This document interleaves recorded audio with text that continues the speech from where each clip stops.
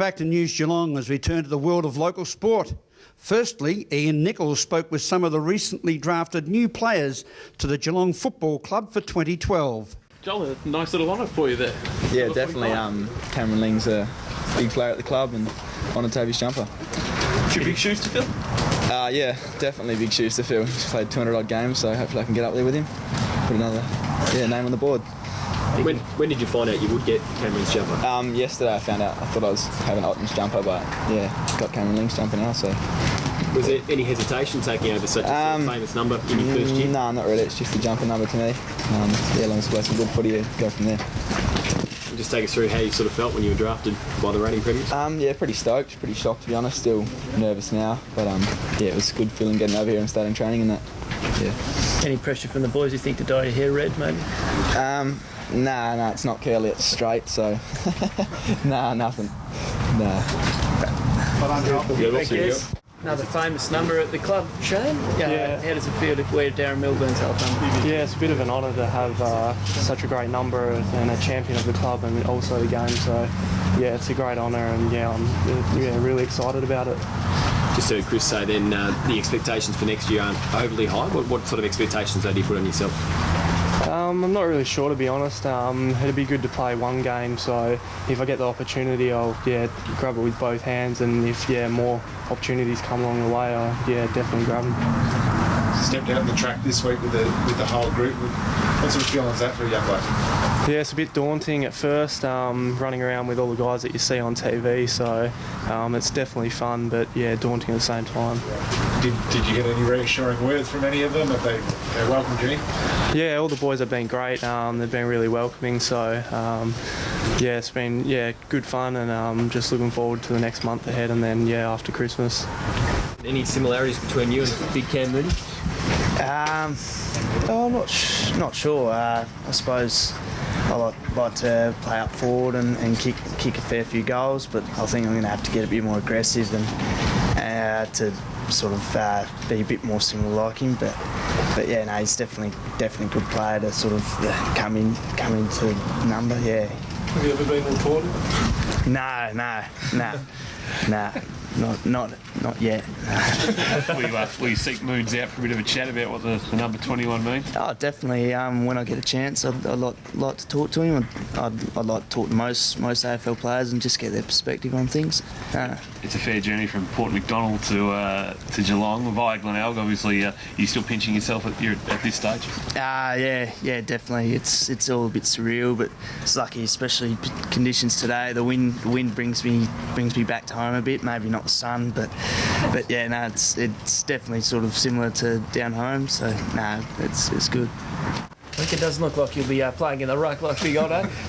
Nah, definitely won't be playing in the ruck, wouldn't reckon. It's a bit of a privilege to still have his Guernsey, but you won't see me in the ruck, I don't think. Just take us through what it's been like the first couple of days down the club. It's been pretty overwhelming. It's a great club. Everyone's welcomed me very well, as well as the other boys. So, it's been good. Link, I think you're a case of mistaken identity last week on the website. Yeah. You look completely. I think everybody saw the photo that is aware. You get a bit of a shock going. Hang on, that's not me. Yeah, I've definitely lost my tan now. And the mo? And the mo, that's gone. So that was a bit of a shock as well. Was it a mistaken identity, or was it? Do you know why the photo was wrong? I think they just got the Western Australian boys mixed up with some of the SA boys. So we had the same number, but not the same bodies. just in terms of arriving here in Geelong and whatnot, what have you sort of made of the place itself? Didn't expect Geelong to be so far out of Melbourne, but it's a great place. Everyone's been, as I said, really welcoming, and they're a great bunch of people around Geelong, so it's good. The old man was a pretty fiery sort of character on the field. You got similar traits? Not really, no. I just try and play the game as best I can and just stay away from that stuff. But no, I've seen some footage of Dad, and yeah, he was a bit fiery, but a bit different. Yeah. Just take us through what sort of impact he's had on your career so far.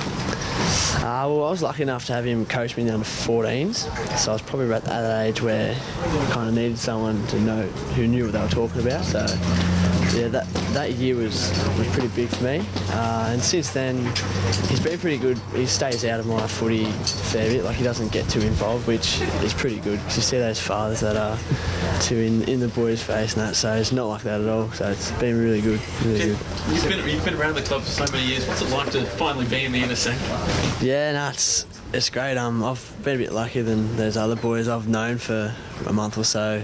So yeah, I've been doing a bit of training with them already. So I've been gradually brought into it. So it's been really good. Yeah. So that blank cheque you left in Stokes' locker wasn't enough to persuade him to give up the 27? He actually offered it to me.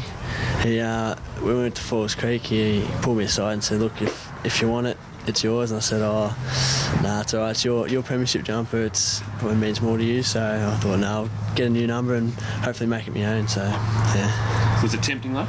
It was definitely tempting, but at the same time, I'd prefer to have my own number than my father's. But yeah. What did Dad say when you told him that story, I don't know if I've actually told him yet. I haven't spoken to his dad much. He's been busy, so yeah.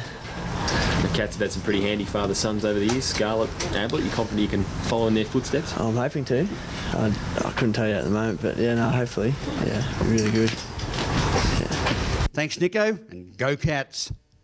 Turning to the Breezy's Gold Cup day at the Geelong Racing Club and the ever-reliable Mr Terms and Conditions, John Dunn. Thank you, Rollo. Of course, Christmas party race day here at Geelong, and the Breezy's Gold Cup for 2011 was won and run.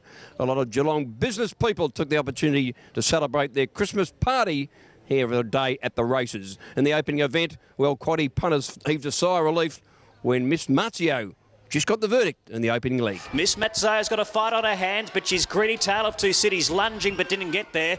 And Miss Mazzo by a half head on Tale of Two Cities, and Accelerant was in One third. of the classiest fields for years lined up in this year's Breezy's Gold Cup.